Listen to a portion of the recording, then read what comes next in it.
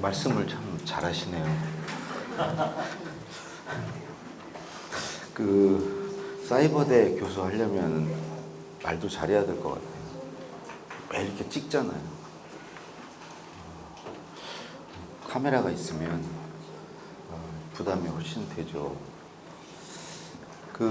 제목을 10가지 방법, 저건 그냥 미끼고요. 저도 10가지 몰라요. 얘기하기 시작하면 20가지가 될 수도 있고 그럴 수 있는데 명색이 그래도 여기가 대학인데 학원같이 하면 안 되잖아요. 좀 대학교스럽게 말씀을 드릴게요. 10가지 이렇게 단순하게 얘기하지 않고 제 글쓰기 특강 온라인 여기 강좌를 제가 찍은 게 있는데 그거 혹시 보신 분 계신가요? 1학기 때? 예. 대부분은 안 보셨네요. 굉장히 잘 찍은 건데. 근데 다행이네요. 거기 내용을 이미 보신 분은 복습이 될 수가 있어서 그래도 그때 찍은 것과 달리 좀 구성을 해서 오늘 말씀을 드릴게요. 오늘 제가 이제 드리고 싶은 얘기는 글쓰기가 왜 두려운가, 그 두려움을 극복하는 방법을 말씀을 드리려고 그래요. 아마 개수를 세보시면 아마 한 10개는 넘을 거예요. 우선 큰 틀에서 우리 글쓰기가 두려운 이유 첫 번째를 말씀드리면 글을 많이 안 써봐서 그렇습니다. 글쓰기가 낯설어서 그래요. 그건 우리만이 아니에요. 미국이나 유럽 하버드 같은 데도 학생들에게 제일 어려운 게 뭐냐? 글쓰기라고 그래요. 그리고 사회에 나와서 가장 필요했던 게 뭘 대학교 때 배우는 게 가장 생활하는데 도움이 됐냐? 그것도 글쓰기. 그럼 하버드생들 대상으로 조사한 것도 있더라고요. 기본적으로 글쓰기가 어려운 일이죠. 근데 우리는 특히나 글을 중고등학교 시절에 글을 안 써요. 초중고 시절에 글을 많이 써야 되거든요. 근데 그 시기에 그냥 읽기하고 듣기만 해요. 학교 다니면서 선생님 말씀 듣고 교과서 참고서 읽고 인강 듣고 읽기 듣기만 하고 쓰기를 하질 않죠. 물론 말하기도 하지 않지만 쓰기는 특히 할 시간이 없죠. 그러니까 누구나 많이 안 해본 것은 두렵죠. 낯설고 특히 우리가 보기, 듣기, 읽기, 말하기 이 4가지 중에 제일 어려운 게 쓰기거든요. 그러니까 우리 뇌 입장에서도 가장 최근에 하기 시작한 일이에요. 인류 역사에서. 문자가 가장 최근에 나왔기 때문에. 그래서 오래 한 것 순으로 하기 편해요. 익숙하고 재밌고 보는 거 좋아하죠. 그 다음으로 듣는 거 좋아해요. 그 다음에 읽는 거고. 그리고 쓰기가 제일 힘들고 그렇죠. 쓰기를 가장 최근에 했으니까. 그래서 이걸 해결하는 방법은 저는 딱 2가지라고 생각해요. 그냥 우선 하나는 그냥 무턱대고 많이 쓰는 거죠. 누가 이런 얘기 했어요. 작가란 누구인가? 누가 작가인가? 오늘 아침에 글을 쓴 사람이다. 그러니까 그냥 많이 쓰면 익숙해져요. 저도 글을 쓰기 시작한 지 사실은 제 글을 쓰기 시작한 지는 이제 한 4년여밖에 안 돼요. 그 전에는 쭉 이제 다른 분들의 글을 썼죠. 청와대에서 8년 동안 김대중 노무현 대통령 글을 쓰고 기업에서 한 17년 동안 회장 3분 이런 분들의 글을 썼어요. 그건 쓰기가 아니고 읽기 듣기죠. 생각을 읽는 거고 말을 듣고 쓰는 거니까. 어쨌든 저도 쓰기를 최근 이제 쓴 지가 얼마 안 돼요. 저도 그래서 두려워요. 지난 연휴 마지막 날이 이제 일요일 날이었잖아요. 한겨레 제가 마감하는 날이에요. 연재를 하고 있거든요. 정말 안 써지더라고요. 하루 종일 원고지 22매 쓰는 건데 정말 하루 종일 끙끙 앓면서 좀 자괴감이 들었어요. 내가 글쓰기 강의를 할 자격이 있나. 지도 못 쓰면서 어디 가서 글쓰기에 대해서 얘기를 한다는 게 근데 제가 이제 한 4년의 글을 쓰면서 왜 이렇게 글쓰기가 어렵나. 첫 번째 아까 이유로 많이 안 쓰면 글쓰기 마음 근육이 안 생기는 것 같아요. 제가 느끼기에는 글쓰기 마음 근육은 이런 것들이에요. 만족 지연 능력 뭐 이런 거 있잖아요. 끈기 있게 이렇게 엉덩이 붙이고 앉아 있는 거. 쓰기 싫은 거 쓰는 거. 만족 지연 능력. 또 글쓰기에 대해서 막 두렵고 자신감이 없어서 못 쓰는데 여기에 필요한 자아 효능감, 어떤 유능감, 그러니까 어찌 보면 자신감. 뭐 더 나가서 나에 대해 스스로 믿는 거죠. 쓸 수 있다고 믿는 거, 나 그럴 역량이 있다고 믿는 거, 써지는 순간이 올 거라고 믿는 거. 자아 효능감 같은 것은 계속 쓰면서 가끔 한 번씩 이렇게 성공 경험을 하면서 글이 써지는 순간을 이렇게 경험하면서 이게 커지는 거거든요. 처음부터 있는 게 아니고 자아 효능감이 커지죠.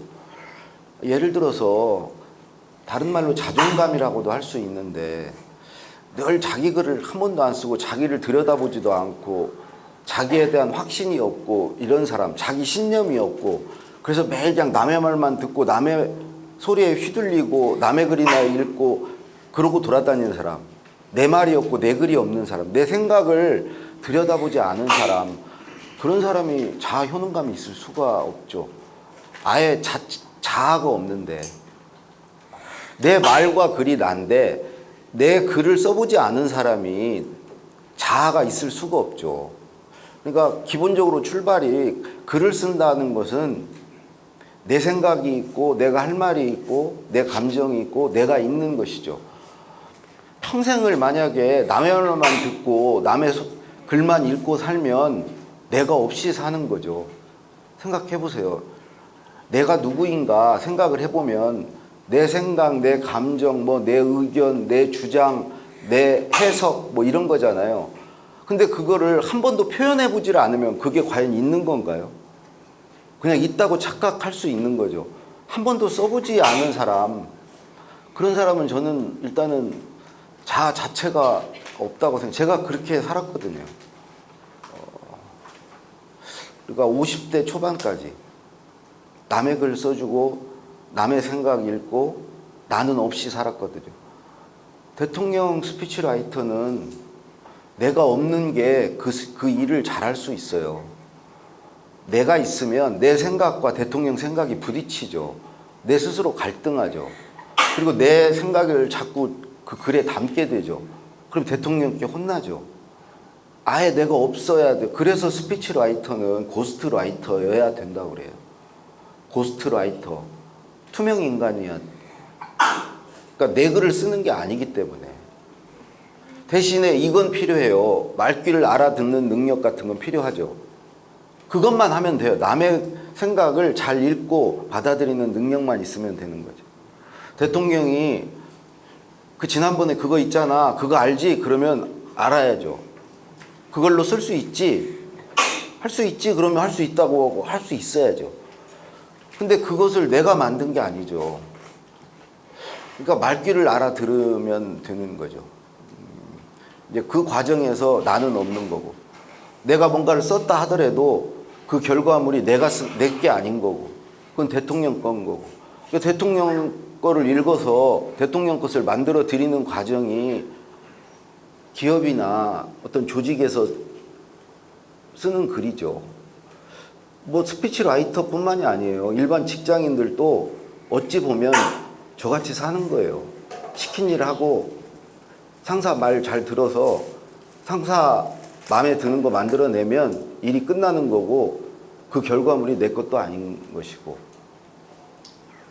조직에서 누가 일을 잘하냐 자기 생각이 있고 자기 고집이 있고 주장이 뚜렷한 사람이 아니에요. 상사의 생각을 잘 읽는 사람이죠. 상사의 요구나 기대가 뭔지를 잘 아는 사람이죠. 거기에 잘 맞춰주면 일이 끝나는 거니까.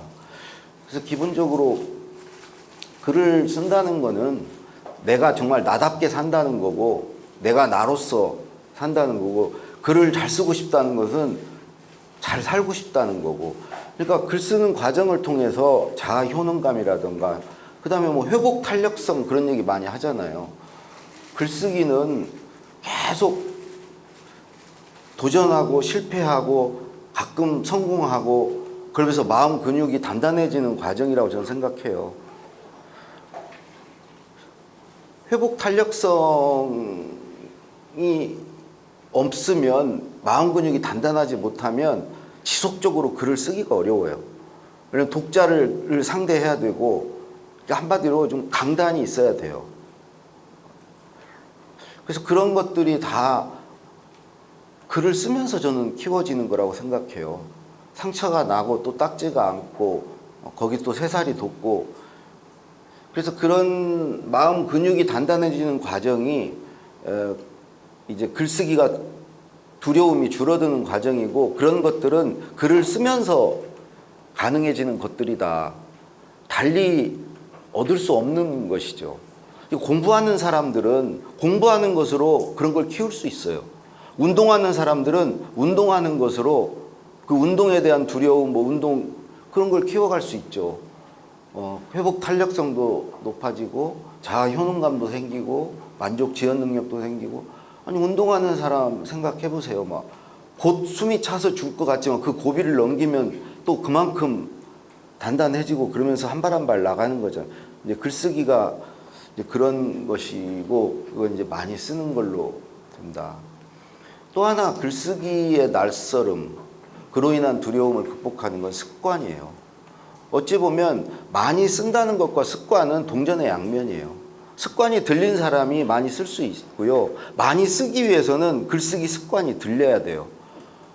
습관을 들게 하는 거는 제가 생각하는 가장 좋은 것은 글쓰기 전에 자기만의 의식을 치르는 거예요. 루틴을 갖는 거죠. 글쓰기 트랙 위에 자기를 올려놓는 거예요. 저는 요즘에 제가 치르는 의식은 계속 바뀌어 왔는데 요즘에는 글을 쓸 때 무조건 아침에 청아를 한 병 마셔요.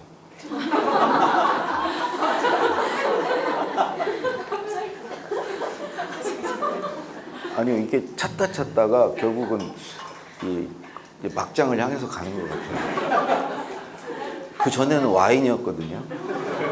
근데 와인 구하기가 이마트 가면 G7 와인을 팔아요. 조그만 거.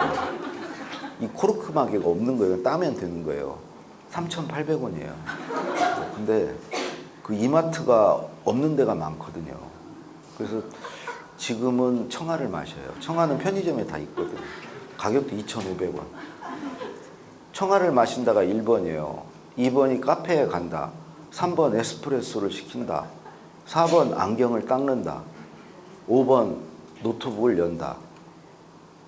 6번 안경을 낀다. 마지막으로 쓴다. 안경을 닦는 게 핵심이에요. 안경은 쓰고 싶은 마음이 생길 때까지 닦아요. 근데 청아에다가 에스프레소가 들어가면요. 거의 그 두려움은 없어요. 두려움이 없고 이런 게 생겨요. 1번 내 의식이 검열을 소홀히 하는 것 같아요. 보초를 제대로 안 서는 것 같아요.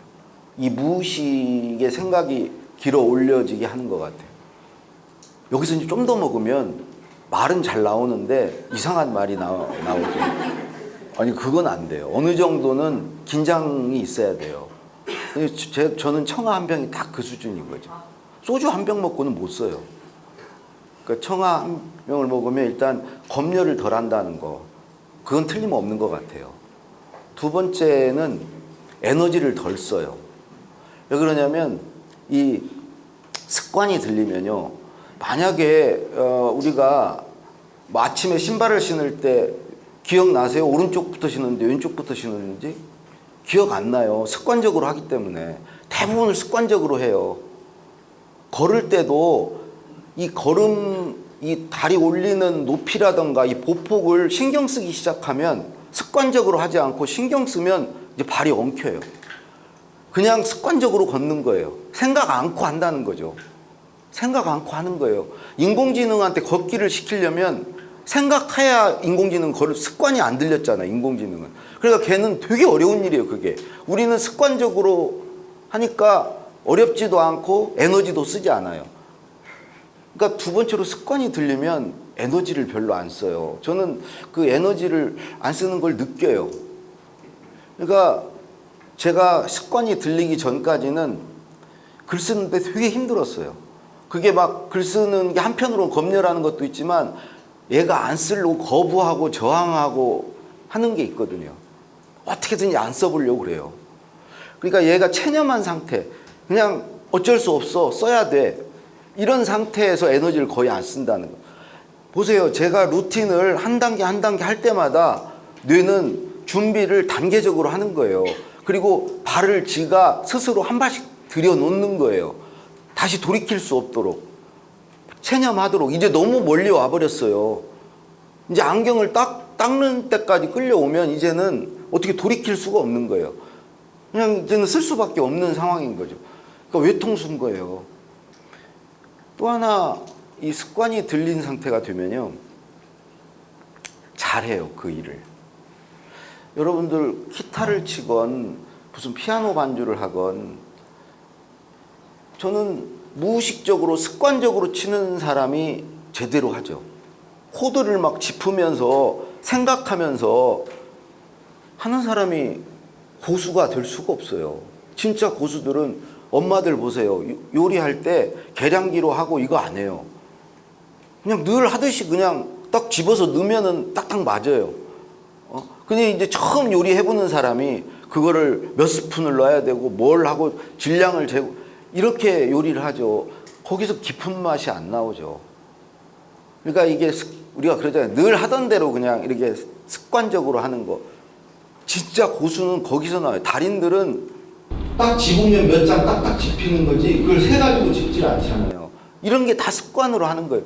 글쓰기도 습관이 들리면 저는 이런 게 가능해진다. 어찌 보면 작가들은 그런 상태에서 글을 쓴다고 저는 생각해요. 그렇지 않으면 매일 그렇게 지속적으로 쓰기가 쉽지 않죠.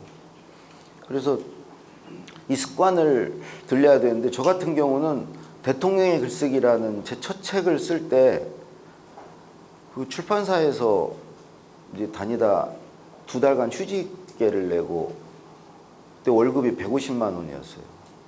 2달 휴직계를 내고 책을 쓰겠다고 나왔는데 60일 중에 한 20 며칠을 한 꼭지도 글을 못 썼어요. 근데 그때 20 며칠 동안 못 쓰면서도 뭘 계속 했냐, 습관적으로. 아침에 산책하고 돌아오는 길에 아메리카노 커피를 테이크아웃해서 집에 와서 씻고 글을 쓰는 일을 반복했어요.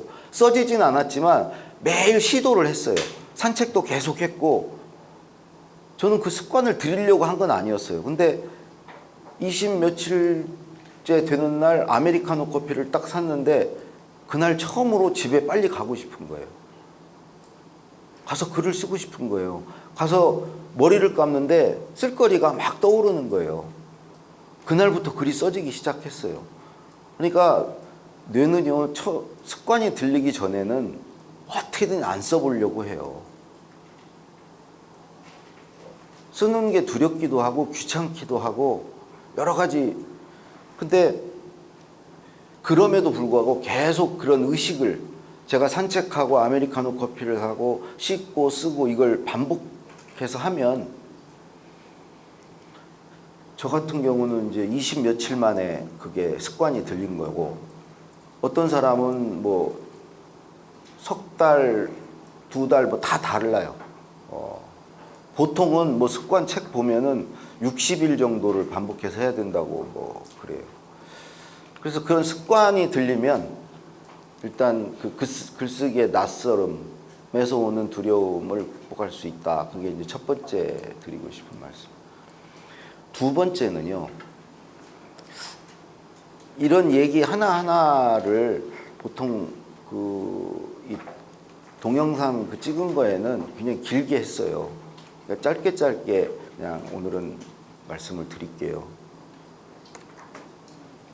그걸 다 얘기를 하려면 동영상 찍은 분량, 몇 시간 분량을 말씀을 드려야 되고, 그래서 두 번째 이유는요, 낯설어서 그런 게 아니고 못 배워서 그런 거예요.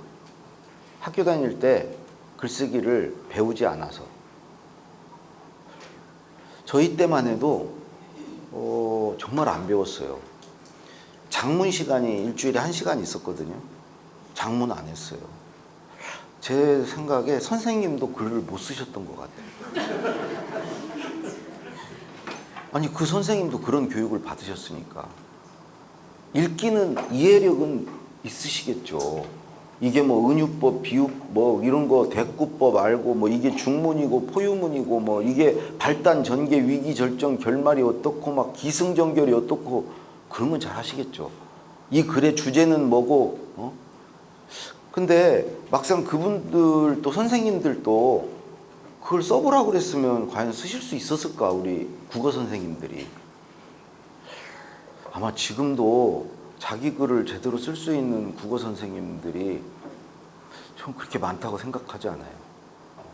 왜냐면 그분들도 저와 똑같은 교육을 되게 받았기 때문에. 그러면 글쓰기에서 뭘 배워야 되냐? 뭐 세 가지만 말씀드리면 어휘력, 문장력, 구성력이에요. 구성력. 제가 저 스스로 배운 방법을 말씀드릴게요. 어휘력은 그냥 네이버 국어사전에서 배웠어요. 청와대 있을 때부터 늘 네이버 국어사전을 열어놓고 제가 생각나는 단어를 쓰지 않았어요. 네이버 국어사전에 쳐보고 그 유의어 중에 비슷한 말 중에 거기 쭉 떠요. 예를 들어서 뭐 확산, 확대, 확충 뭐 이런 단어 차이도 있는 거고, 발전, 발달, 진전, 진보, 융성, 도약, 뭐 성장, 성숙, 번영, 번성, 향상, 약진, 신장, 이게 다 비슷하잖아요. 그런 단어들이 뜬다고요. 뜨는 단어 중에 내가 처음에 생각한 단어보다 더 맞는 단어를 찾아서 찾는 것은 다 가능해요. 우리가 읽기를 많이 해서. 여기 계신 분도 떠올리지는 못해요. 안 써봐서. 글을 쓸 때는 그게 떠올라야 되는데 떠올리지는 못해도 보면은 알 수는 있어요. 많이 읽어보셨기 때문에. 그래서 그 더 맞는 단어를 찾아서 거기를 클릭을 해요, 저는. 클릭을 하면 그 단어가 들어가 있는 문장이 예문으로 떠요. 두 문장, 세 문장이 떠요. 그러면 저는 그 예문에 그 단어를 수식한 수식어, 서술어, 그 단어 끝에 서술어까지 다 봐요. 아, 이 단어를 이렇게 쓰는구나, 문장에서. 그래서 어떤 경우에 수식어도 갖다가 그대로 써요. 서술어도 그대로 써요. 그거를 반복해요. 늘 그렇게 써요. 제 글에 한번 한 30%는 네이버 국어사전이 사실 써주는 거예요. 2차 정상회담하러 평양 갈 때는 거기가 네이버가 안 되니까 다 찾아갔어요, 여기서. 유의어들을 다 찾아갔어요. 많이 쓸 듯 싶은 단어들, 말했다 이런 단어들, 말했다, 밝혔다, 강조했다, 언급했다, 설명했다, 반박했다, 운을 뗐다, 공감했다, 뭐 합의했다, 뜻을 같이 했다. 김정일 위원장하고 노무현 대통령 사이에 그 말하는 상황을 다 여러 가지를 찾아갔어요. 네이버 국어사전이건 다음 국어사전이건 그거 열어놓고 쓰시면 저는 어휘력 문제를 가장 빠른 시간 안에 해결할 수 있다고 생각해요. 글 쓸 때 늘 열어놓고 쓰시고, 다 쓰셨더라도 거기에 쓴 단어들을 한 번씩 쳐보세요. 더 좋은 단어가 없다. 그런 단어를 발견했을 때 기분이 정말 좋아요. 바꿔줄 때. 그 순간에 내 어휘력이 그만큼 늘어나요. 그게 쌓이면 그 차이가 커지죠. 그 젊은 친구들이 우리 때보다 다 그 역량이 뛰어나요. 근데 저는 어휘력은 우리 때만 못한 것 같아요. 일단 한자어를 잘 모르는 것도 있지만 워낙 유튜브나 이런 걸 보는 걸로 모든 걸 해결하다 보니까 어휘력이 빈약해요. 특히 무슨 이 유유 히읗히읗 그 카톡에서 쓰는 것들 대박 헐 이런 것들 안에서 대부분 그냥 해결하고 사니까 어휘에 대해서 고비들 않는 것 같아요. 어휘력이 떨어지면 독해력, 문해력도 떨어져요. 사고력도 떨어져요. 한마디로 허접해져요. 어휘력이 빈약하면 모든 게 다 자기 생각을 담는 그릇이 없는데 생각이 있을 수가 없어요. 표현을 못하는 생각은 없는 거예요. 그런 분들은 말도 어눌해요. 단어가 떠오르질 않아. 그래서 그게 뭐더라 계속 그 표현을 못해. 이게 갈수록 심해질 거예요. 이제 계속 유튜브로만 보고 이러다 보면은 이제 거의 실어증에 가까워질 가능성이 있어요. 단어가 안 떠올라서. 그림으로 다 이해가 되죠. 근데 그걸 말로 단어로 표현을 안 해보고 살면 실제로 우리나라가 지금 OECD 중에 문해력이 꼴등 수준입니다. 그렇게 문맹률이 제일 낮은 걸 자랑스럽게 생각해온 나라가 어느새 문해력, 그 글을 이해하는 능력, 독해력이 거의 꼴등 수준이에요. 저는 그 글을 많이 안 써서 그렇다고 생각해요. 어휘에 이제 둔감해져서. 그래서 어휘력은 그렇게 하시면 되고요. 제가 이렇게 말도 잘하잖아요. 어휘력 때문이에요. 어휘를 많이 알고 있으면 말을 잘해요.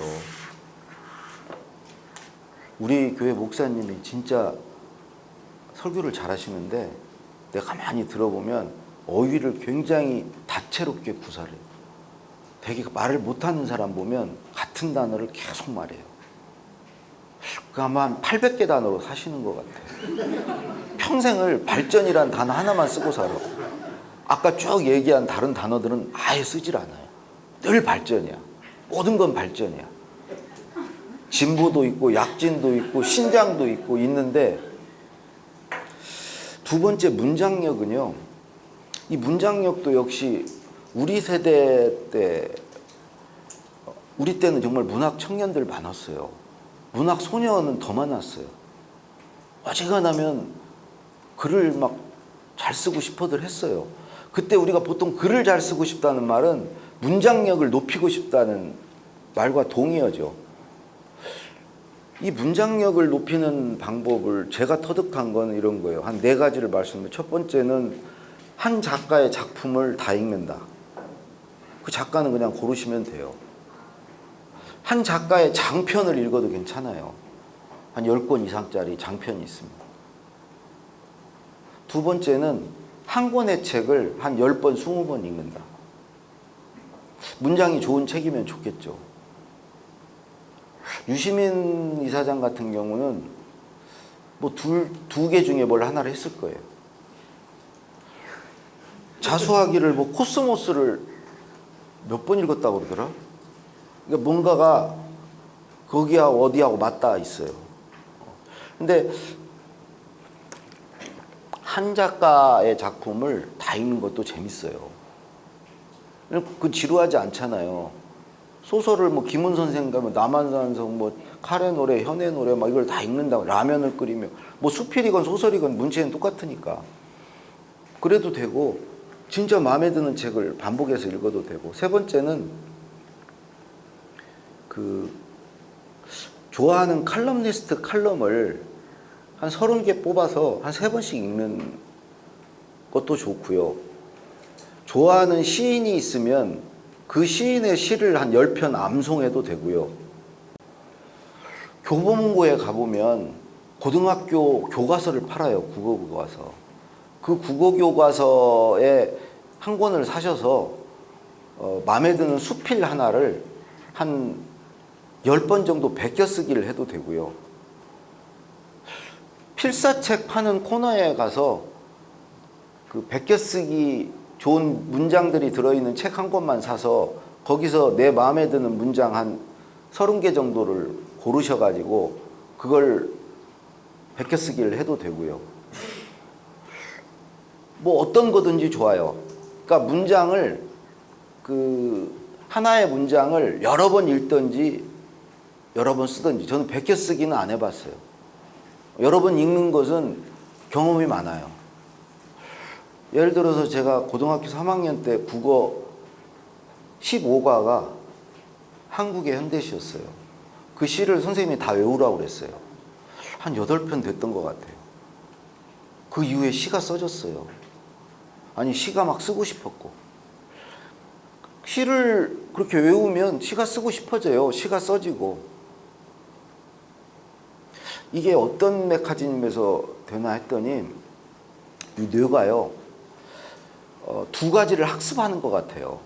반복해서 문장을, 그러니까 어떤 A라는 작가가 있다. 그 A라는 작가의 이제 문장을 계속 반복해서 보면 그 사람이 쓰는 이제 문체를 학습하게 되는데, 나는 그 문체의 정체가 두 가지라고 생각해. 하나는 그 문장의 형식, 그 사람이 쓰는 그 문장 틀, 문형이라고 하잖아요. 문형.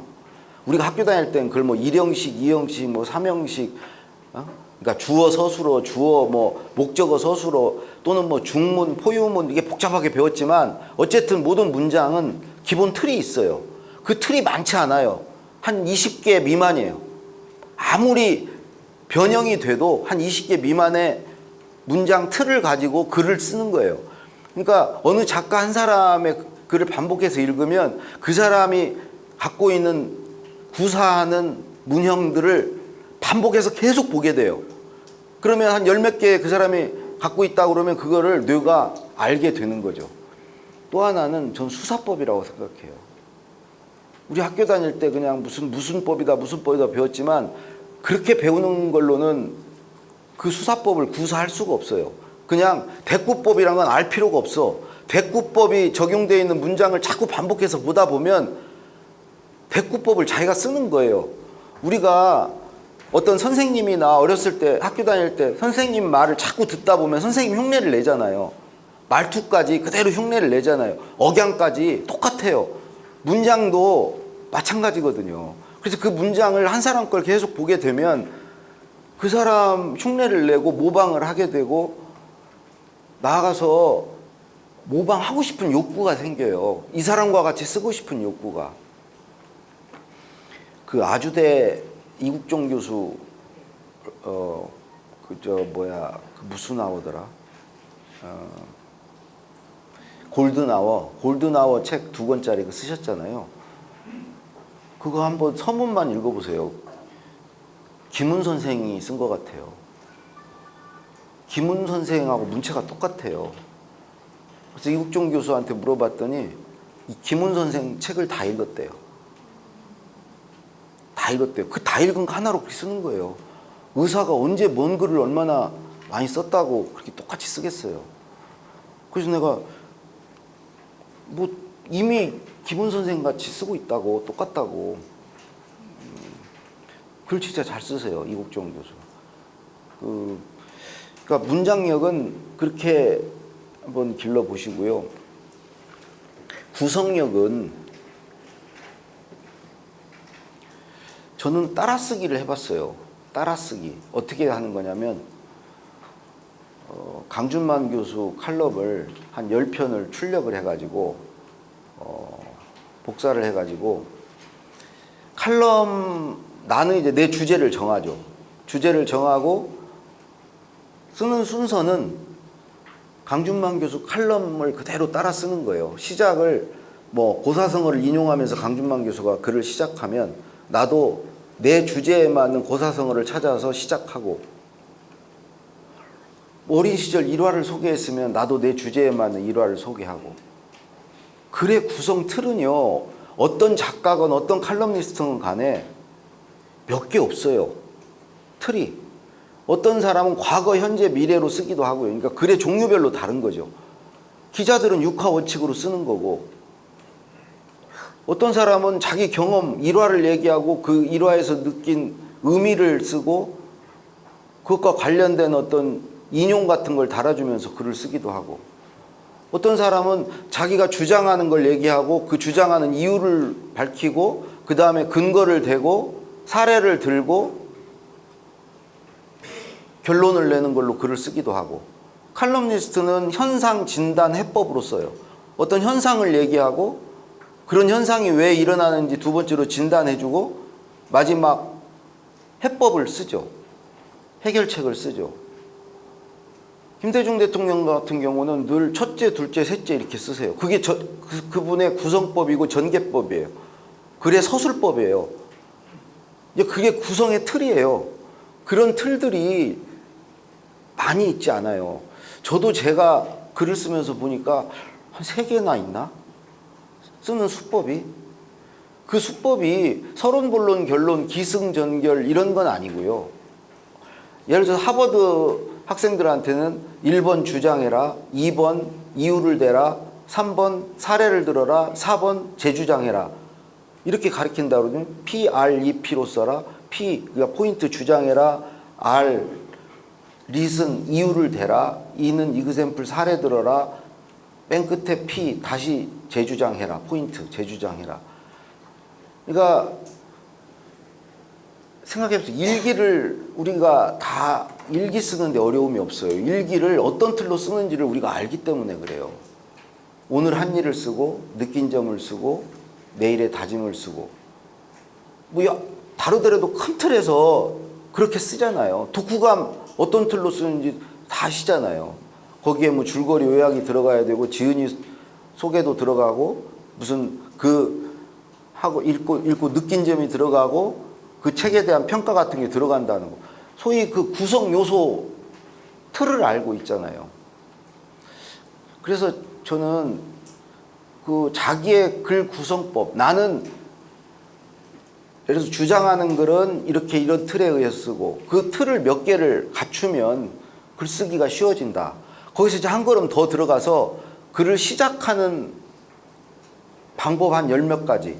예를 들어서 질문을 하면서 시작한다. 대화를 소개하면서 시작한다. 인용하면서 시작한다. 최근의 사건을 얘기한다. 기억나는 일화를 얘기한다. 아니면 최근의 어떤 흐름 트렌드에 대해서 말한다. 아니면 뭘 정의 내려본다. 아니면 주제를 밝힌다. 다양한 시작법이 있거든요. 그것도 저는 그 소설의 첫 문장, 칼럼의 첫 문장들에서 제가 찾았어요. 아, 이렇게 글을 시작하는구나. 사실 이런 것들이 하루만 시간 내면 여기 계신 분들 다 할 수 있는 것들이에요.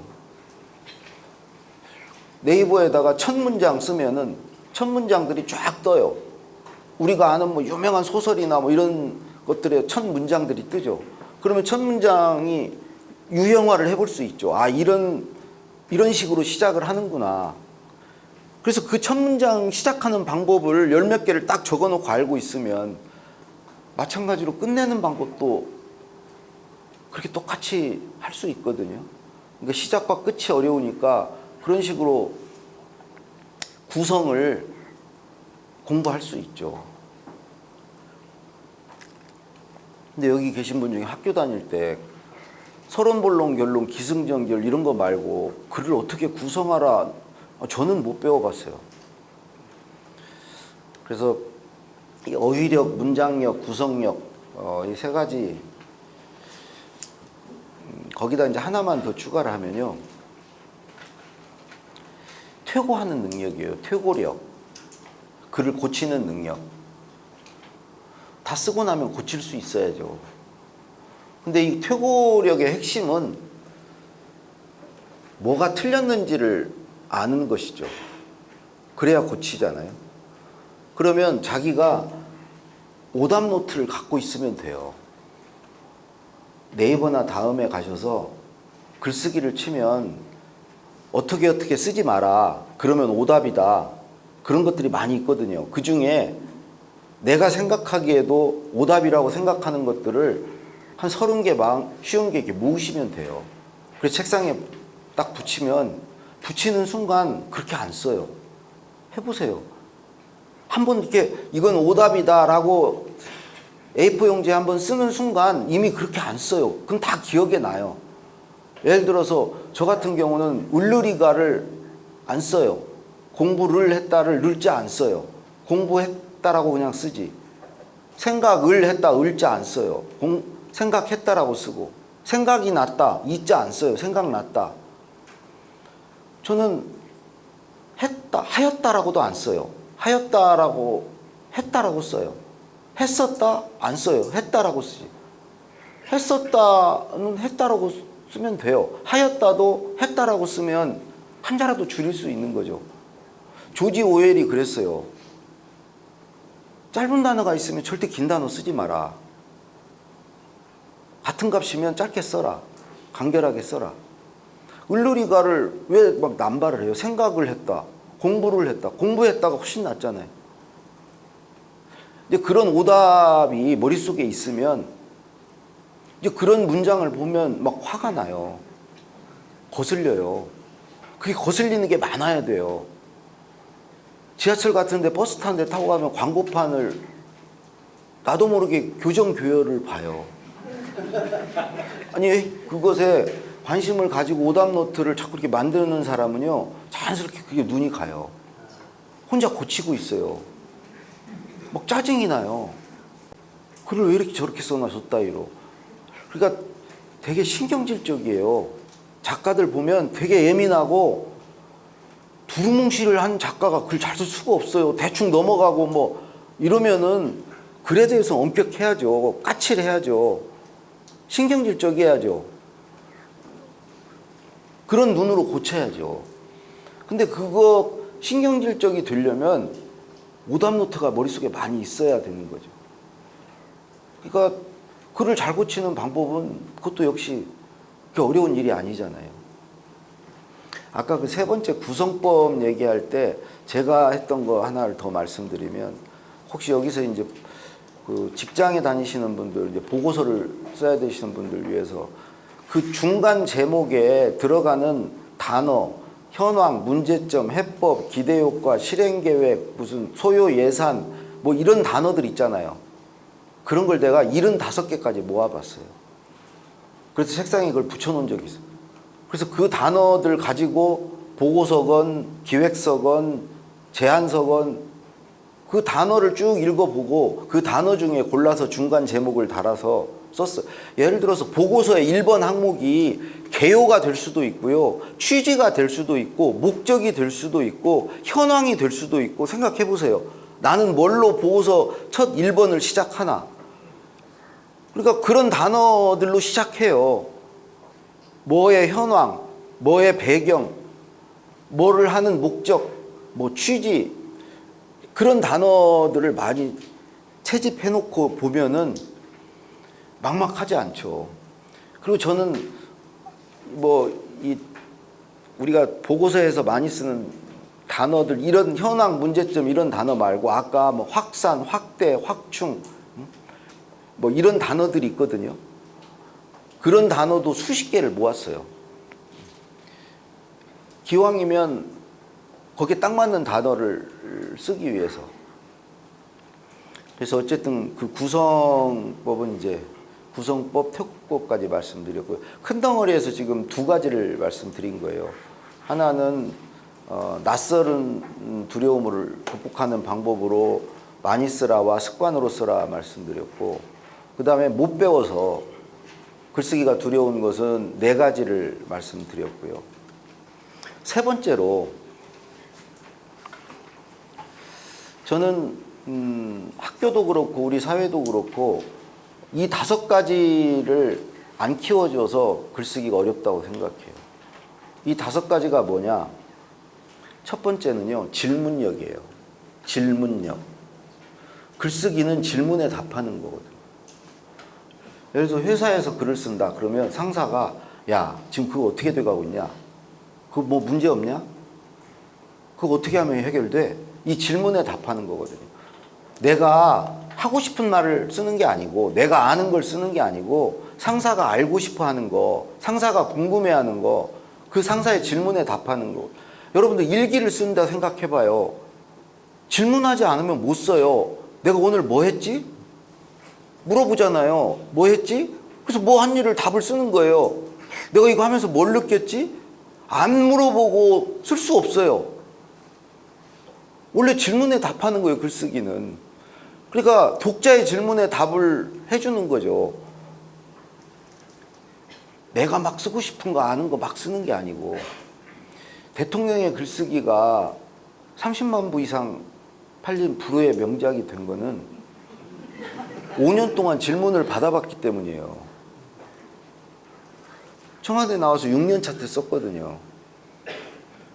5년 동안 많은 사람들을 만났죠. 그 만나는 사람마다 저한테 물어봤어요. 김대중 노무현 대통령에 대해서, 또 청와대 생활에 대해서, 글 쓰는 방법에 대해서. 그래서 그거에 대해 5년 동안 이제 답을 했어요. 그러면서 사람들이 뭘 궁금해 하는지를 알게 됐어요. 결국 내가 6년 차 때 책을 쓰려고 해보니까 결국 떠오르는 건 다 그런 것들이더라고요. 질문을 받았던 것들. 그러니까 가려운 데를 긁어줘야 되는데 질문에서부터 출발하지 않는다는 게 저는 문제라고 생각해요. 근데 안타깝게도 우리나라가, 나는 전 세계에서 질문하는 걸 가장 두려워하는 나라라고 생각해요. 질문이 없는 나라야. 왜 그러냐면 머릿속에 든 게 많아요. 제일 많을 거야. 그래서 모른다는 것을 되게 두려워해. 그리고 뭘 물어보면 우리나라 사람은 너무 바빠. 귀찮아해. 답해주는 걸. 야, 그런 것까지 내가 너한테 얘기해줘야 돼? 그럼 네가 좀 알아서 못해? 어떻게든 다 그걸 나한테 그냥. 응? 그러니까 질문을 않고 알아서 하는 사람을 좋아하고 그런 사람을 우수하다고 그래요, 우리는. 안 물어보고도 아는 사람. 말해주지 않아도 알아서 하는 사람. 그러니까 질문이 없는 나라에서 눈치 빠른 사람들이 득세하는 거예요. 그게 저한테는 정말 유리한 환경이었어요. 저도 질문을 두려워하는 사람이에요. 절대 질문 안 해요. 질문을 않는데 똑같이 질문을 안 하는 상황에서는 묻지 않고 아는 사람, 눈치로 알아채는 사람, 그 사람이 득세할 수밖에 없는 거죠. 저는 아까 얘기했듯이 대통령 말씀을 눈치로 아는 거죠. 초등학교 2학년 때 어머님이 돌아가셔서 남의 집에 계속 살면서 눈치가 빨라졌거든요. 남의 집에 살면요, 눈칫밥 먹으면 눈치 빨라져요. 살기 위해서. 계속 대학교 졸업할 때까지 남의 집에 살았거든요. 눈치로 사는 거죠. 그러니까 눈치 빠르면 묻지 않고도 알아요. 읽기, 듣기에 능해져요. 남을 이해하는 능력이 좋아지죠. 그래서 친구들이 공부도 잘할 수 있어요. 선생님 말씀 말귀를 잘 알아듣거든요. 그리고 눈치를 본다는 것은 인정받으려고 하는 거거든요. 비유 맞춰주려고 하는 거거든요. 그거 위해서 눈치 보는 거예요. 읽는다는 것은 저 사람이 뭘 요구하나 기대하는다를 끊임없이 알려고 노력한다는 것은 그게 눈치 보는 건데, 지멋대로 살 것 같으면 뭘 눈치를 봐요. 맞춰주려고 그런 거예요. 그리고 좋은 소리 들으려고 그러는 거예요, 그 사람한테. 그럼 우리 사회는 그런 사람 좋아해요. 입안에 혀처럼 놀고 그러면 좋아하죠. 유능하다고 하죠. 대충 얘기해줘도 빈칸 다 채워오고, 내가 이렇게 얘기하면 그렇게 말하는 이유, 배경, 취지, 의도를 파악해가지고 거기에 딱 맞춰서 갖고 오고, 그런 사람을 똑똑하다고 그래요. 다른 말로 하면 눈치가 빠른 거예요. 똑똑한 게 아니고. 그 사람이 뭔 전혀 창의적이지 않아요. 지 말은 없어요. 그런 사람일수록 자기 주장이 없어요. 자기 관점이 없고 자기의 고유의 해석이 없어요. 대신에 남의 건 잘 읽어요. 근데 우리 사회는 잘 읽으면 돼요. 자기가 있을 필요가 없어요. 있으면 잘못하면 모난돌이 돼요. 그런 사람 안 좋아해요, 우리 사회에서. 질문이 첫 번째고요. 두 번째는 관찰입니다, 관찰. 글쓰기는요, 관점이에요, 관점. 어떻게 보느냐의 문제예요. 깊게 들여다보냐, 멀리 보냐, 넓게 보냐, 뒤집어 보냐, 인과관계를 따져서 보냐, 다각도로 보냐, 나를 들여다보고 성찰하느냐, 꼼꼼하게 보냐, 뭐든 보는 거의 문제예요. 어떻게 보느냐의 문제예요. 따져보면 이게요, 그 어떻게 보느냐의 문제가 결국은 나의 생각법이에요. 나는 어떻게 생각하느냐. 예를 들어서 김대중 대통령은 다각도로 봐요. 그 결과를 가지고 첫째, 둘째, 셋째 이렇게 글을 써요. 노무현 대통령은 인과관계를 따져서 봐요. 어떤 일이 벌어지면 그 일이 일어난 이유와 원인을 파고들어요. 그 일이 미칠 영향과 파장을 꼬리에 꼬리를 물고 생각해. 이게 인과관계를 따져서 사고하는 거예요. 그 다음에 그분은 늘 뒤집어 생각해봐요. 역발상해봐요. 그것도 뒤집어 보는 거예요. 그분은 또 구조를 봐요. 구조를. 어떤 사람이 뭘 잘못했냐면 어떤 구조에서 저런 잘못이 나오게 됐는지 그 숲을 보려고 그래요. 구조적 요인을 보려고 그래요. 그러니까 늘 보는 방식이 정해져 있어요. 그리고 그분은 항상 상대편을 봐요. 예를 들어서 자기가 진보면 보수, 자기가 명분론자면 실리론자, 자기가 이상주의자면 현실주의자, 자기가 찬성하면 반대하는 사람, 자기가 이걸 장점으로 보면 단점이라고 생각하는 사람. 그래서 그 상대편의 생각을 자기 글에 반영을 해요. 나는 이렇게 생각하지만 누구는 이렇게 주장하는 사람도 있습니다. 누구는 이렇게 말하기도 합니다. 그리고 그 말에 대해서 자기가 평가를 해요. 이런 점에서는 일리가 있고 이런 점은 잘못됐습니다. 그게 그분의 생각법이고 그분의 글 쓰는 방식이에요. 결국은 어떻게 보느냐의 문제거든. 상대편을 안 보면 그런 거를 못 쓰는 거죠. 김대중 대통령 같이 몇 가지 면을 다각도로 보려고 하지 않으면, 예를 들어서 월드컵 개최에 5가지, 일석오조의 효과. 그분은 매일 몇 가지 숫자를 얘기해요. 3가지, 5가지. 국민의 정부의 성과, 5대 성과, 뭐 이렇게 얘기를 해요. 그분의 생각법이에요. 그러니까 저는 관찰은 관점이고 결국 생각법이고 그게 이제 글이 된다고 생각해요. 근데 문제는 우리 학교가 또 사회가 관찰력 있는 사람을 인정을 안 해줘요. 누구를 인정해 주냐? 집중력이 좋은 사람. 집중력은 남이 보라는 데를 보는 거예요. 봐야 하는 데를 보는 거예요. 학생이면 너는 선생님을 봐야 한다. 수업 시간에 한눈 팔면 안 된다. 그래서 선생님이 주목, 그러면 딱 선생님을 쳐다보고 있는 애가 집중력이 좋은 애예요. 회사 가서도 상사가 딱 가리키는 데를 보는 애. 그게 집중력이 좋은. 근데 그런 사람이 출세를 해요.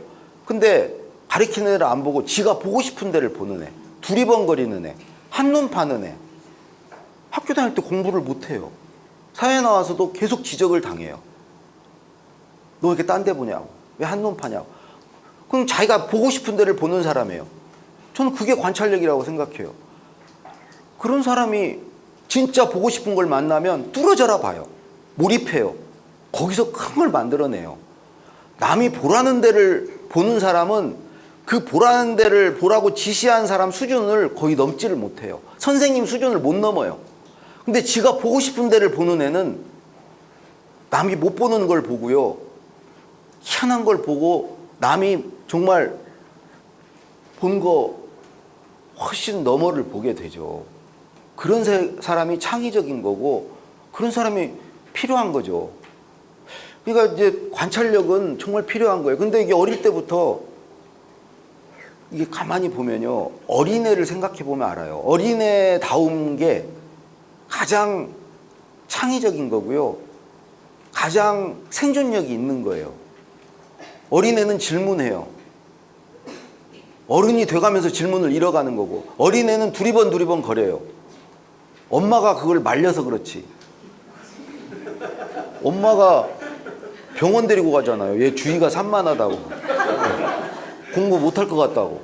아니 생각해 보세요. 그게 가장 인간적인. 왜냐면 질문하는 것은 인간의 속성이에요. 그러면 안 사람은 살아남고 모르는 사람은 죽거든요. 알기 위해서 끊임없이 질문해요. 인간은. 원래 그랬어요. 그 다음에 인간은 두리번 거려요. 그래야 먹을 걸 찾아요. 그래야 위험으로부터 상대적으로 안전할 수 있죠. 어디서 침입해 올지 모르니까. 원래 인간은 두리번거리는 인간이죠. 근데 언제부터 우리가 집중하라는 보라는 데를 보게 됐어요? 우리가 이게 학교가 만들어지고 이게 사회가 만들어지면서 남이 시키는 데를 보게 된 거예요. 왜 내가 남이 보라는 데를 봐야 돼? 뭔가 이게 계급이 만들어지고 선생과 학생 간에 이 상하관계가 있고 위계가 세워지고 조직에서 위아래가 있으니까 내가 월급 받으니까 시키는 대로 하는 거 아니에요. 보라는 데 사람이 쥐가 보고 싶은 데가 다 있는 거지 남이 보라는 데를 꼭 봐야 돼요? 근데 우리는 하여튼 보라는 데를 봐야 출세도 하고 경주마처럼 딱 갈리고 앞만 보고 달려야 뭐 입원도 되고 다 하는 거니까 그러면서 이제 보이지 않게 우리가 어마어마하게 많은 걸 잃죠. 자기가 정말 보고 싶은 것을 평생 못 보고 사는 거죠. 그러다 이제 암 걸리는 거고. 창의적일 수도 없어요. 세 번째가 공감력이에요. 애들은 뭐 우리도 다 거울 신경세포를 갖고 있죠. 5살만 돼도 누가 두 손에 뭘 들고 있으면 문을 열어준대요. 그거는 5살만 돼도 사람의 어떤 사정, 처지를 그 사람의 입장을 헤아리는 능력이 있는 거예요. 그 헤아릴 뿐만이 아니고 도와주는 마음도 있는 거예요. 도와주고 싶은 마음. 이게 원래 인간인 거죠. 어렸을 때 엄마가 울으면 따라 울어요. 애들은. 그게 지금 그냥 엄마 이 뇌에 거울신경 세포가 작동하는 거예요. 그러니까 공감력은 아예 타고난 거죠. 근데 이건 역시 잃어가죠. 출세한 사람일수록 돈을 많이 버는 사람일수록 공감력이 없어요. 그런 사람이 그 자리까지 간 건지 가다가 잃어버린 건지 모르지만 조사 결과는 분명해요. 제가 며칠 전에 지하철에서 그 60대 후반 이제 요즘에 할아버지도 아니시죠.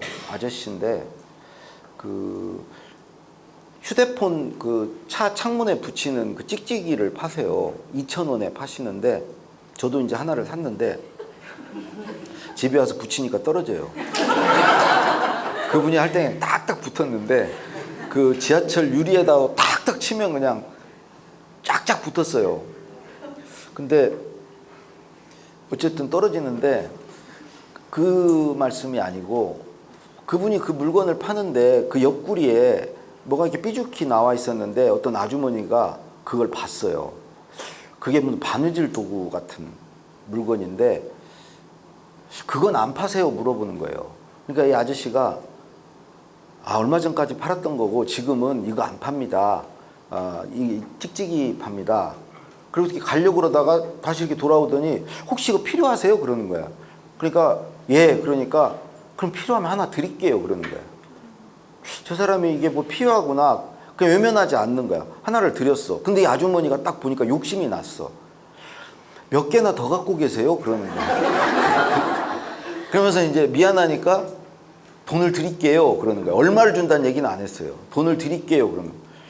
막 찾더라고요. 그러니까 한 20개 이상 되는 것 같아. 내가 이렇게 보니까 개당 한 1,000원씩만 해도 한 2만 원어치는 넘어요.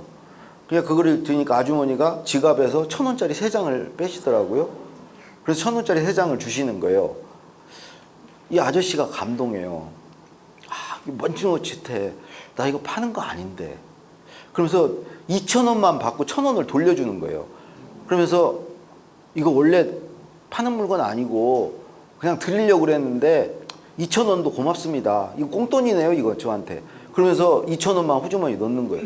하루 벌어서 하루 먹는 사람이. 그 내가 그걸 보면서 저렇게 공감력 있으면 못 사는구나.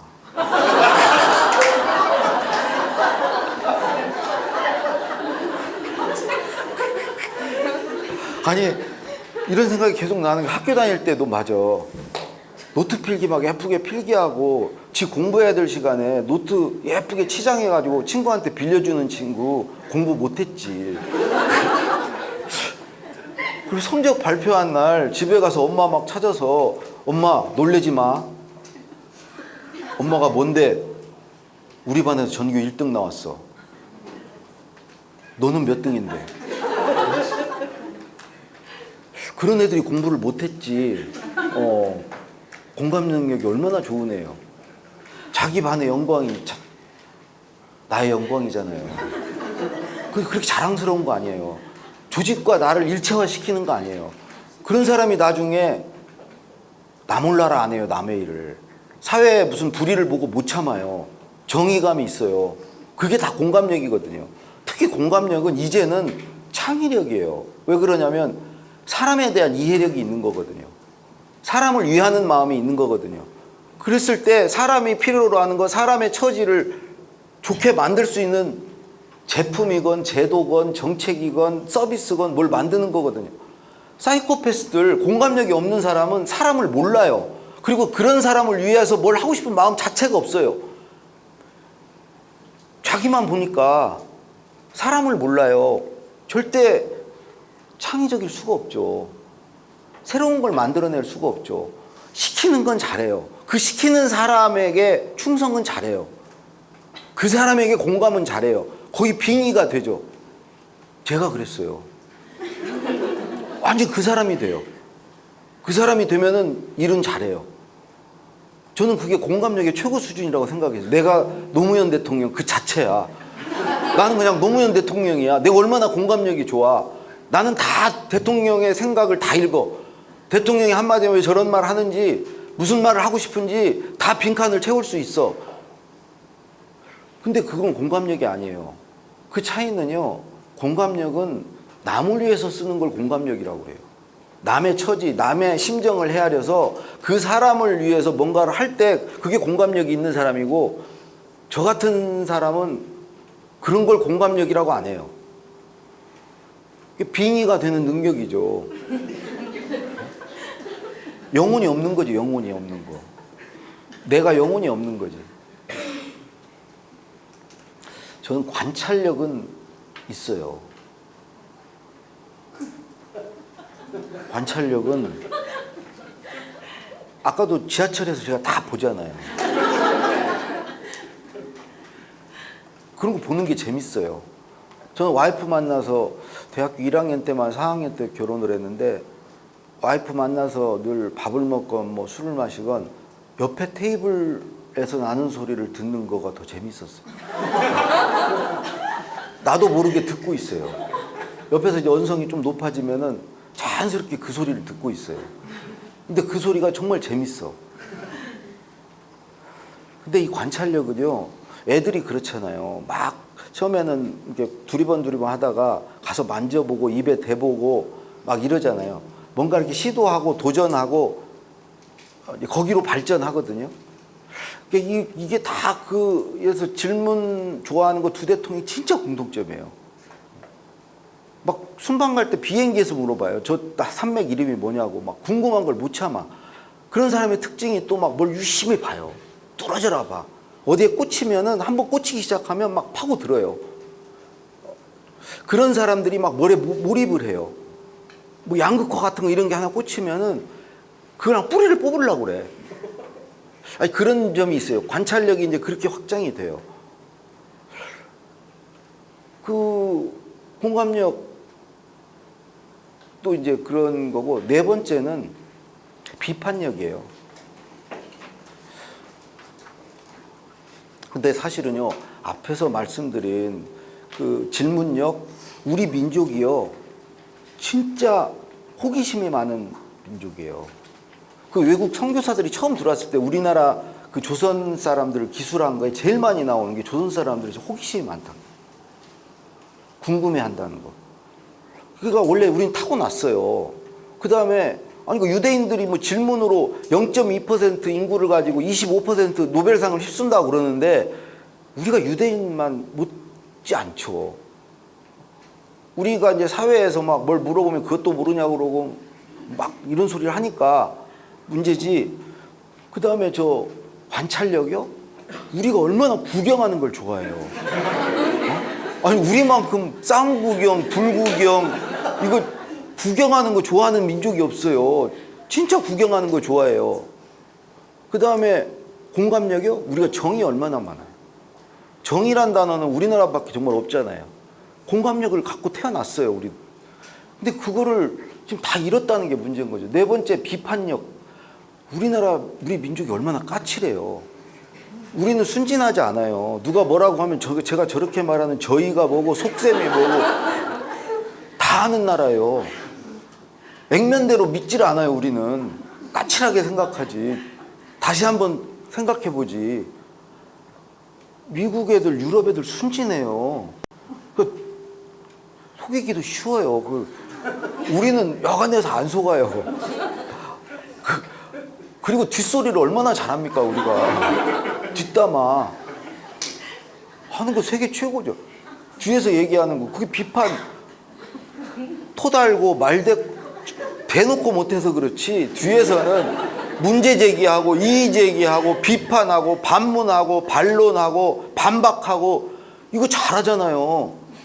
한 명 한 명이 정말 최고 수준이에요. 근데 공개적인 석상에서는 안 해요. 그리고 이게 이제 저는 그 바탕에는 기본적으로 서로 다름에 대한 다른 걸 받아들이고 인정해주는 교육을 못 받았어요. 원래 비판은 글쓰기에서 어찌 보면 진짜 중요한 거예요. 비판적 사고. 뭐에 대해서 비판을 함으로써 내 관점이나 내 시각을 보여주는 거. 이게 이래서 좋고 이래서 틀리고 이건 맞고 이걸 할 수 있는 능력. 중요한 글쓰기 능력이죠.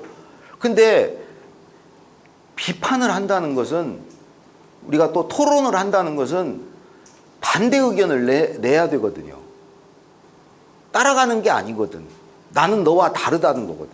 다른 것을 어떻게든지 비교하거나 대조하거나 이렇게 함으로써 보여주는 게 비판하는 거거든. 너는 이렇게 생각하지, 나는 이렇게 생각해. 누가 맞아? 이렇게 따져보는 거거든요. 그러면 반드시 필수적인 게 다른 것과 같이 가야 돼요. 같이 가지 않으면 비판이 있을 수가 없어요. 그렇지 않으면 같은 편끼리만 노는 거예요. 유유상종하는 거야. 우리 사회는 그런 사회예요. 다른 것과 같이 가지 않아요. 비판이 있을 수가 없어요. 다른 걸 인정하지 않기 때문에. 다르면 혐오의 대상이에요. 다르면 타도와 배제의 대상이에요. 그 사람과 같이 뭔가를 도모할 때 비판이 가능한 거죠. 그냥 우리 편끼리만 놀잖아요. 이제는 남자 여자도 같이 이제 안 놀 것 같아. 남자는 남자끼리, 여자는 여자끼리, 젊은 사람은 젊은 사람끼리, 나이 드신 분은 나이 드신 분들끼리. 옛날엔 지역끼리 놀더니 이제는 지역은 좀 약해졌는데 이제는 이제 노는 부류가 이제는 서로를 혐오하고 이러는 게 정말 이 전선이 엄청 생겼어요. 그런 상태에서는 그러니까 생각해 보세요. 토론을 못 해요, 우리는. 다들 결론 내놓고 그냥 싸울 준비만 하는 거지. 뭘 토론을 해가지고 서로 받아들이고 절충하고 타협하고 합의하고 전혀 없어요. 그걸 향해서 가는 게 토론인데 가능하지가 않죠. 그러니까 사회 전반적으로 비판도 없고 토론도 없어요. 그런 문화 속에서 커왔어요, 우리가. 어릴 때부터 단일민족, 우리는 백이민족, 피가 안 섞였다고. 그러니까 우리가 최고로 우수하다고. 그렇게 배웠어요, 저는. 그러니까 다른 걸 보면은 다른 거와 같이 놀아야 되고 같이 공존해야 되고 공생해야 된다. 미국이나 유럽같이 어렸을 때부터 그걸 교육의 가장 핵심으로 가르치질 않는다고요. 그러니까 우리는 센 놈 보면은 머리 조아리고 약한 놈 보면 밟아버리려고. 이게 이제 파충류가 그렇죠. 아니, 동물은 다른 걸 보면 둘 중에 하나예요. 잡아먹거나 도망가거나 수그리거나 둘 중에 하나죠. 다른 게 어디 있어요? 같이, 호랑이하고 사자가 같이 살아요? 같이 있는 법이 없죠. 다른 거는 싸우거나 도망가거나 해요. 싸우거나 굴복하거나. 그러니까 그 뇌를 계속 갖고 있으니까 아주 그냥 이게 몸에 배었어요. 저만 해도. 센 사람 딱 보면 일단은 머리 조아리고 좀 약하다 싶으면 무시해버리고 그냥 확 무시해. 거기서 뭐 차별 같은 게 그냥 당연히 받아들여지잖아요. 그냥. 영어를 똑같이 해도 필리핀 사람이 영어 하는 것과 유럽 사람이 영어 하는 것, 유럽 사람 앞에서 그냥 쩔쩔 매면서, 제가 그렇다는 얘기예요. 제가. 근데 비판이 없는 거, 비판을 못하는 거, 마지막으로요, 협력이에요, 협력. 다섯 번째.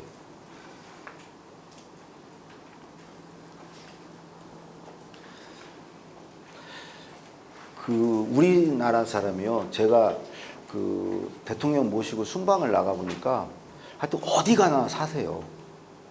아무리 작은 나라를 가도 교민이 없는 나라가 없어요. 그러니까 우리나라가 아마 이 교민가 이제 제일 많은 게 한족들이 중국 사람들이잖아요. 화교들. 뭐 유대인도 많다 그러지만 우리나라도 몇 등 안에 들어요. 전 세계 디아스포라 인구가 세계에 그만큼 많이 퍼져나가 있어요. 우리 역사가 고난의 역사여서 그렇겠죠. 여기서 어려우니까 많이들 이민 가고 또 뭐 일제 강점기 때 또 많이 밖으로 나가고 뭐 여러 가지 있었겠죠. 근데 어디 가서나 잘 사세요. 다른 말로 경쟁을 잘하세요. 정말 경쟁을 잘해요. 머리도 좋고 어디 가서나 남하고 경쟁해서 지지 않아요. 근데 원래 우리가 DNA가 그런 DNA를 갖고 태어났죠. 옛날부터 우리 학교 다닐 때 배웠잖아요. 도덕성, 향약, 두레, 그 다음에 가깝게는 금모으기 운동, 그 다음에 2002 월드컵 뭐 이런 거 배웠잖아요. 붉은 악마. 우리 한번 뭉치기 시작하면 무섭거든요. 진짜 일본 제품 안 쓰자. 근데 우리가 좀 빨리 식긴 하죠. 근데 한번 뭉칠 때는 무섭게 뭉치잖아요. 그거 못 따라와요, 다른 데가. 근데 우리가 워낙 경쟁에 각박한 경쟁을 하다 보니까 그런 걸 많이 잃었죠. 서로 이렇게 협력하고 협업하고 같이 도모하는 거. 근데 제가 참여정부 때 비서관을 할 때 행정관이 4분이 계세요. 이제 행정관 4분이 글을 쓰면은 비서관인 제가 고쳐서 대통령께 보고하는 시스템이에요. 4분이 각각 자기 분야가 있어요. 한 사람은 경제, 한 사람은 외교안보 통일, 한 사람은 뭐 정무행정, 한 사람은 문화복지, 여사님 연설 이렇게 나눠져 있어요. 근데 제가 국민의 정부 때는 김대중 대통령 때는 경제 연설만 썼어요. 행정관이었으니까. 그러다가 비서관이 딱 됐는데 외교안보 통일 이런 것까지 막 고쳐야 되는 거예요.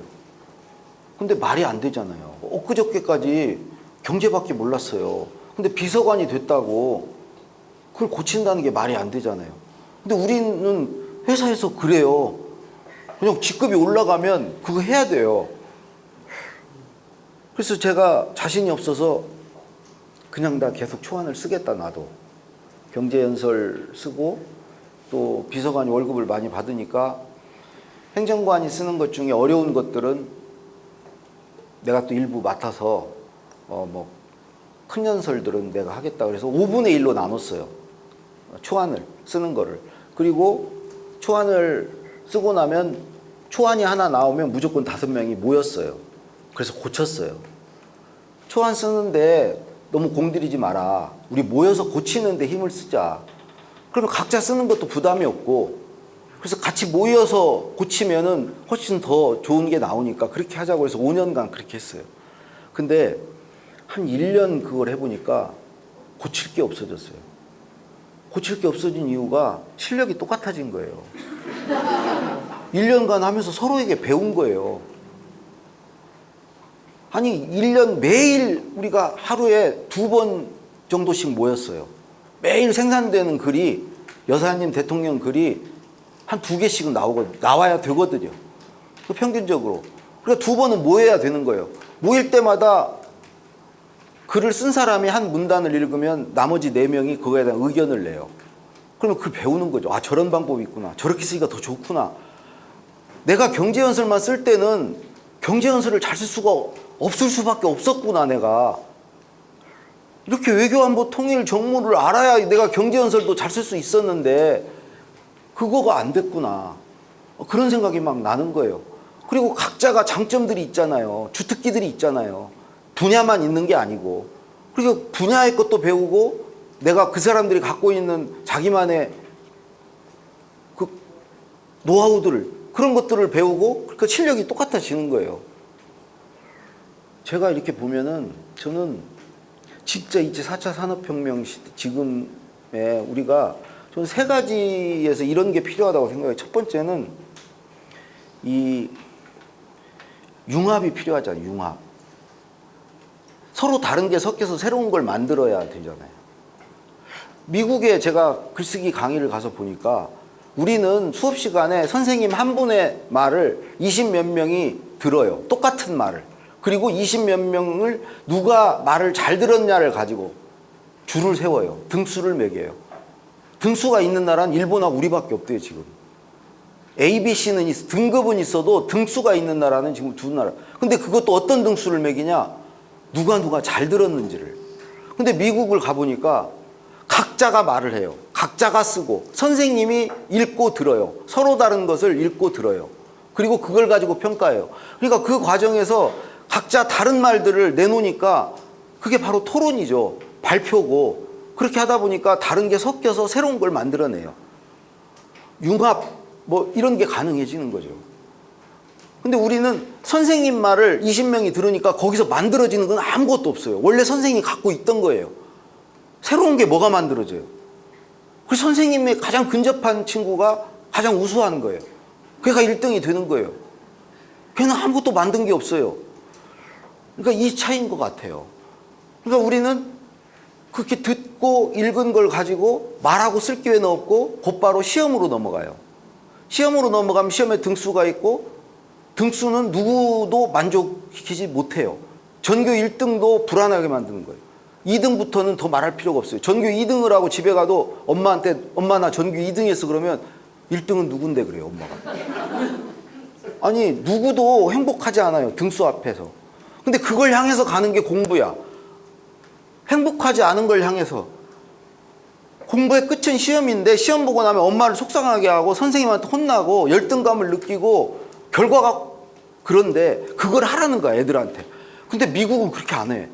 미국은 읽고 듣기가 공부잖아요. 그 공부의 끝이 말하고 쓰기예요. 지 말을 하고 지 글을 쓰기 위해서 하는 거야. 당연히 그거는 할 만하죠. 나를 위해서 하는 거지. 그리고 한 만큼 보여줄 수 있어요.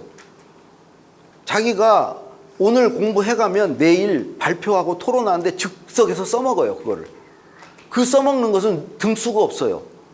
높낮이가 있을 수가 없어요. 서로 다를 뿐이에요. 왜 그러면 애들이 다 들어주니까. 다 어메이징 판타스틱 그러면서 들어줘요. 베리 굿 그러면서. 우리는 됐어 그래. 됐고 그거 아니야, 내 생각 그거 틀렸어. 걔들은 다 들어줘요. 일단은 틀렸다는 절수가 절대 못하게 돼 있어. 틀린 게 어디 있어. 틀린 게 새로운 거야. 결국 틀린 돌연변이에서 창조가 일어나. 걔들은 그런 신념이 있는. 그러니까 다 들어줘. 들어주니까 서로 다른 게 섞여. 이게 서로 협업하는 거거든요. 협력하는 거고. 이런 시대거든요. 융합의 시대, 통섭의 시대. 또 하나는 저는 우리 아까도 얘기한 그 사회 분열. 이게 같이 뭔가를 도모하지 않으면 계속 극단으로 치우칠 거예요. 계속 벌러질 거야. 그 과정에서도 저는 협업, 협력이 반드시 들어가야 된다. 그랬을 때 정규직과 비정규직 뭐 이렇게 서로 섞일 기회가 있을 때 저는 수월성 교육한다고 공부 잘하는 애들 고등학생으로 싹 다른 데로 빼버리면 그 못한 애들 어떡하라고. 예를 들어 100명이 있으면 진짜 잘하는 10명이 10개 학교에 흩어져 있어야 서로가 서로에게 배우죠. 내가 행정관들한테 배웠듯이. 근데 걔들만 쏙 뽑아가지고 한 군데 딱 모아놨어. 그럼 나머지 개털들은 나머지 90명은 누구한테 배워요? 누구한테 서로 자극을 받고 하냐고요. 그러니까 아예 도태시켜 버리는 거야. 90% 니들은 필요 없다는 거야. 10% 갖고 돌리겠다는 거야, 사회를. 니들만 있어. 그러니까 적자 생존 승자 독식 하겠다는 거야. 그래서 10명이면 됐다는 거야. 90명은 구색 맞추기예요. 그 10명이 나중에 다 끌고 가는 거야. 90명은 그냥 등록금 내고 나중에 가서 일하고 일해주고 그런 사람도 써먹겠다는 거죠. 그러니까 사실은 그렇게 섞어놔야지. 그렇게 따로 그렇게 뽑아가면 안 되죠. 제가 고등학교를 떨어졌어요. 전주고등학교를 떨어졌는데 전주고 쏙 빼가버리고 나머지 전부 후기고 전부 패배자들, 패배주의 쩔은 사람들, 열등감에 쩔은 사람들, 그런 사람들 숫자가 대다수지 90%가 그 사람이에요. 전주고는 10%도 안 되지. 갑자기 열받네. 아니 근데 이렇게 얘기하겠죠. 네가 시험 못 봐 떨어진 걸 갖고, 어? 그러니까 시험 못 봐서 떨어졌죠. 근데 입시 제도를 바꾸자는 거지. 그럼 내가 인정 않는 거 아니지. 공부 못해서 떨어졌어요. 내가 뭐 잘했으면 붙었겠지. 그 마지막으로 분열 문제와 더불어서 양극화 문제예요. 그러니까 사실은 같으면서 다른 건데 나는 지금까지 아까 얘기해서 막 혐오하고 배제하는 이 분열이 앞으로 더 심화될 거라고 보고 이러면 사회가 유지가 안 될 것 같아요. 발전은 고사하고 무슨 통합은 고사하고 이 유지 자체가 안 될 것 같아요. 그 다음에 양극화는 결국은 양극화나 이는 부익부 빈익빈 되는 거는 잘 사는 사람도 이제 뒷다리 잡히게 돼 있어요. 우리나라 사람들이 절대 계속 안 두고 봅니다. 정말 못 사는 사람들이. 보세요, 이제. 그리고 이런 실험 있잖아요. 미국에서 어떤 사람한테 100불을 주면서 옆에 사람한테 네가 얼마를 주건 네 재량이다. 네가 100% 네 맘대로 할 수 있다. 근데 만약에 옆에 사람이 주긴 줘야 돼요, 돈을. 주긴 줘야 되는데 줬을 때 그것에 불만을 풀고 돈을 안 받겠다. 액수가 적어서 나 못 받겠다 그러면 네 돈 너 몰수다. 그러니까 네가 돈을 많이 주면 받겠지만 네가 손해가 좀 그러니까 많이 갖지를 못할 테고 네가 많이 갖기 위해서 조금 주면 저 사람이 안 받 그러니까 죄인의 딜레마가 그런 거죠. 안 받겠다고 그러면 다 몰수를 당하니까 네가 잘 생각해서 줘라. 받을 만큼 줘라. 그러면 미국은 대개 20불, 30불 선에서 주면 받는데요. 어차피 꽁돈이니까. 안 받는 것보다 나으니까. 근데 그러면 왜 그걸 20불, 30불을 감수하냐? 얘한테 결정권이 있으니까. 그 결정권의 가치를 인정해 주는 거예요. 나는 결정권이 없고. 그래서 넌 70불, 80불 가질 만하다. 이렇게 보는 거예요. 우리나라 사람한테 상대해봤대. 5대5 아니면 안 돼. 네가 뭔데? 너나 나나. 너도 어차피 꽁돈 아니야? 나 됐어. 안 받아. 너도 받지 마. 너도 받지 마. 그러니까 배고픈 건 참아도 배 아픈 건 이제 못 참는 거야. 왜 너는 70불을 받아? 왜 나한테 30불 줘? 어? 너고 나하고 똑같은 거 아니야? 너도 그냥 꽁돈 받은 거 아니야? 아니 실제로 우리는 그쪽이 가까워요. 우리는. 그러니까 이게 지금은 그렇지만 앞으로 더 가면 잘 사는 사람들 잘못하면 다 뺏겨요. 그러니까 미국같이 기부도 좀 많이 하고 그 사람들이 우리는 진짜 못 사는 사람들이 남을 제일 많이 도와요. 액수가 중요한 게 아니고 진짜 누구 돕고 뭐 조금씩이라도 뭐 하는 사람들은 시장에 가보세요. 시장 사람들 어렵게 살면서도 서로 도와가면서 남 도와주고 그렇게 사는데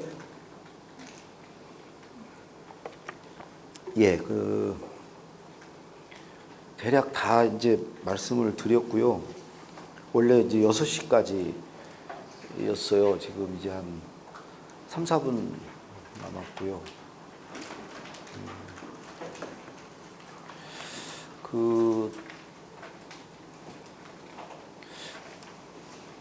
질문을 받아야 될 것 같은데. 네. 아니 아까 왜 지금 잠깐 생각했냐면 우리 학부장님이 분위기를 봐서 더 해도 될 것 같으면 좀 더 해도 되고 분위기가 안 좋으면 시간 딱 돼서 끝내고 제가 볼 때는 분위기를 잘 모르겠어. 근데 나쁘지는 않은 것 같은데 아니 저는 뭐 아니, 질문을 주시면, 근데 질문이 없을 것 같기도 하고, 저 얘기나 마무리 삼아서 할게요. 책 쓰는 법을 그냥 제목만 좀 말씀을 드릴게요. 제가 뭐 경험했던 것들이고, 첫 번째 방법은요, 8시간 말할 수 있으면 책 한 권이에요. 어떤 주제든지 그 주제에 관해서 8시간 말할 수 있다. 그러면 정말 훌륭한 책 한 권 쓰실 수 있어요. 제 출판사를 한 1년 7개월 다니면서 책 써달라고 그러면 책은 안 써주지만 2시간짜리 강의 4번, 5번 해달라고 그러면 그런 분들 해주시면 녹음하고 하면 되고요. 제 책도 삼성 같은 데서 이 책 내용을 강의로 다 푸는데 얼마 시간을 들이면 되겠냐고 해서 해보니까 한 8시간 하니까 할 말이 없어요. 8시간 말할 수 있으면 책이 한 권이라는 거 첫 번째고, 두 번째는 메모가 1000개가 넘으면 책이 한 권이에요. 강원국의 글쓰기 제 책 작년 6월에 나온, 지금은 글쓰기 책의 최고봉이죠. 제일 많이 팔려요. 강원국의 글쓰기. 네이버에 가서 글쓰기 책 쳐보면 나와 있어요. 근데 그거는 메모 1700개 가지고 쓴 거예요. 책 쓰려고 메모한 게 아닌데 메모가 한 1700개가 되니까 책이 써지더라고요. 여러분들 글쓰기는요, 글을 쓰는 시간은 글감을 만들거나 찾는 시간이 아니에요. 만들어둔 걸 써먹는 시간이에요. 만들어둔 걸 쓰는 시간이지, 예? 쓸 용자 그 쓰는 시간이고 쓰는 시간이지 뭘 만드는 시간이 아니에요. 그러니까 메모하지 않고 글 잘 쓸 수 있는 방법은 없어요. 평소에 저는 뭘 메모하냐면, 저는 글쓰기에 대해서 글을 쓰는 사람이니까 글쓰기와 관련된 떠오른 기억이라든가 어떤 지식이라든가 어떤 정보라든가 그 다음에 내가 갔던 어떤 깨달음이라든가 글쓰기와 관련된 뭐 생각나는 대로 메모를 해요.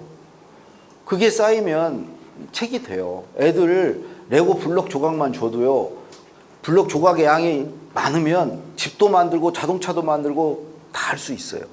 조각만 많이 만들어 두시면, 메모를 많이 하시면 책이 되고요. 하나 더 말씀드리면, 자기 일화, 에피소드, 그러니까 어떤 뭐 주제가 있으면 그 주제에 관련된 일화 에피소드일 수 있고, 자기 그냥 살아온 자서전을 쓰면 그냥 살아온 삶 중에 일화 에피소드를 30개나 40개만 골라보세요. 그게 없는 분은 없어요. 애들도 있어요. 애들도 30개, 40개는 그 장면. 저는 그 장면 지금 여기서 말하라면 뭐 책에도 많이 썼지만 진짜 많죠. 그 장면, 그 이야기를 30개다 그러면 30개를 이야기를 쓰세요. 30개 이야기를.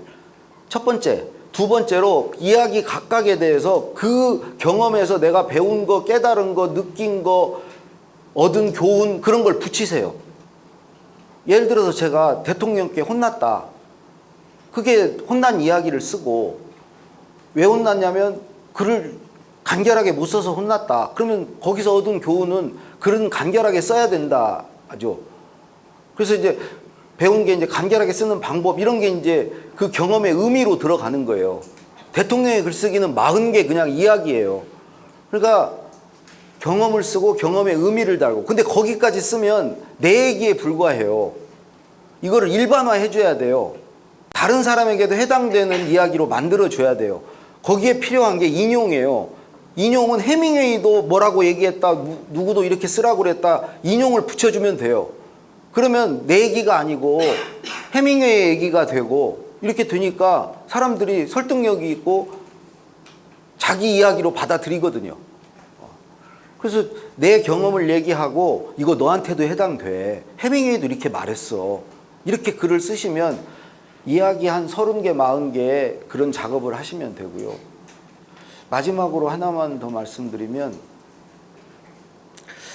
뭐 저도 이것도 이제 참고를 했는데, 진짜 마음에 드는 책 한 권을 고르셔가지고 대신에 그 분야가 내가 쓰고자 하는 분야의 책이면 안 돼요.